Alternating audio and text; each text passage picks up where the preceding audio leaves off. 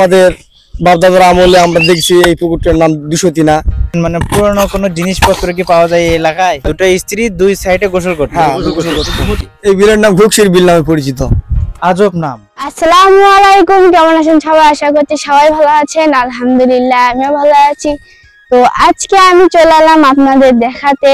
এখানে রয়েছে 365 পুকুর। দেখতে আমরা চলে আসছি সেই রাজশাহী বিভাগের নওগাঁ জেলার ধামুরহাট উপজেলায়। আপনাদেরকে জানাবো যে এখানে 365টি পুকুর রয়েছে একই এলাকায়। শুনে আপনি অবাক হবেন, আমিও অবাক হয়েছিলাম, যে কারণে ছুটে আসছি সেই বগুড়া থেকে নওগাঁ জেলার ধামুরহাট উপজেলায় এই পুকুরগুলো দেখার জন্য। আর এখন আমি দাঁড়িয়ে রয়েছি যে পুকুরটির পারে, সেটা হলো 200 দিনের পুকুর। কি জন্য এই পুকুরটা 200 দিনা পুকুর হলো? আসলে এই পুকুরটার নাম 203। আমাদের বাপদাদার আমলে আমরা দেখছি এই পুকুরটার নাম 203। এই পুকুরটা রাজার আমলের পুকুর। এই পুকুরের মধ্যে ছিল মাজার, আছে এখনো। দুই পাশে দুটি ঘাট আছে। এখানে রাজার স্ত্রীর সঙ্গে বিভিন্ন কন্দল ঝগড়ার জন্য এখানে দুই পুকুরের দুই ঘাটে দুইজনে ভাগ করে দেওয়া হয়। দেওয়ার কারণে এখানে এই পুকুরটার নাম 203 নামে পরিচিত। 203 নামে চিনে সবাই। দুটো স্ত্রী দুই সাইডে গোসল করতে। হ্যাঁ, মধ্যে মাজার আছে, মানে এক সাইড একজন আর এক সাইড আরেকজন। মানে এটা পানির মধ্যে ডুবে আছে। হ্যাঁ, ডুবে আছে এখন।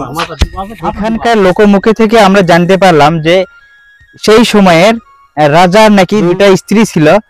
তারা এই পুকুরের দুই সাইডে দুই পারে দুইজন গোসল করত, যে কারণে এই পুকুরটার নামকরণ করা হয়েছে 200 দিনের পুকুর।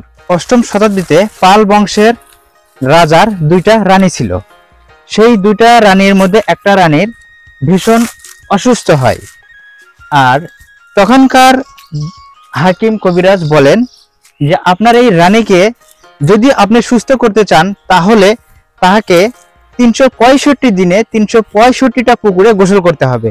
যে কারণে রাজা মশাই সেই সময় তার রানীকে সুস্থ করার জন্য এই রকম ছড়িয়ে ছিটে থাকা 365টা পুকুর তিনি খনন করেন। গরমের মাঝে শান্তির খোঁজে চলে এলাম আমরা 365টি দিঘি দেখার জন্য। তো এখানে এসে আমরা দিঘিগুলো ঘুরে ঘুরে দেখছি এবং আপনাদের দেখাচ্ছি। তো চতুর্পাশে অনেক গাছপালা, আর দেখে তো আমার শান্তি হয়ে গেছে। এখানে খুব ঠান্ডা আবহাওয়া, একই সঙ্গে রয়েছে অনেকগুলো পুকুর। আমরা সেই থেকে ঘুরছি, মানে পুকুরে আর পুকুর, যেখানে চোখ পড়ছে সেখানে একটা করে পুকুর বের হচ্ছে। এখানে এতগুলো পুকুর রয়ে কথা শুনে আমারই মাথা ঘুরে গেছে যে এতগুলো পুকুর একই জায়গায়। তোমাকে আমি ভালোবাসি তার কিন্তু নিদর্শন এই যে দেখো, 365টা পুকুর তোমার জন্য খনন করতে পারিনি, কিন্তু তোমাকে কিন্তু ঠিকই আমি দেখাতে নিয়ে আসছি। তাই তো, পুকুরগুলো দেখে খুব ভালো লাগলো। 325টা পুকুর খোঁড়া হয়েছিল এখানে 1400 হিজরির আগে। তো 1400 হিজরির আগে থেকে এখানে 325টা পুকুর খোঁড়া হয়েছিল। এখন এই পুকুরগুলোতে ঘাট আছে, প্রতিটা পুকুরে ঘাট বাঁধা আছে। ও আচ্ছা, পুরনো কোনো জিনিসপত্র কি পাওয়া যায় এই এলাকায়? হ্যাঁ, জিনিসপত্র ওইদিকে আছে। ওই আমাদের এখানে পুকুরের নাম পাথর পুকুরা, আরো বিভিন্ন পুকুরের নাম আছে। তো ওগুলাতে কিছু নির্দেশন পাওয়া গেছে, পাথর টাথর সেখানে। 65টা পুকুর তো আসলে এক জায়গায় মানে সম্ভব না আমার জানা মতে। তো আসলে কতখানি এরিয়া জুড়ে এই পুকুরগুলো রয়েছে? এই 325টি পুকুর আছে আমাদের শুধু চকচান্দিরা মৌজাতে। চকচান্দিরা ইসবপুর ইউনিয়নের ভিতরেই এই 325টা পুকুর আছে, অন্য কোনো জায়গায় নাই। ও আচ্ছা, তার মানে এই ইসবপুর ইউনিয়নের ভিতরেই এই 325টা পুকুর রয়েছে এই চকচান্দিরা মৌজাতে। এই 203 পুকুরের পার ঘেঁষে একটা বিল আছে, সেই বিলটার নামটা কি? এই বিলের নাম ঘুকশির বিল নামে পরিচিত।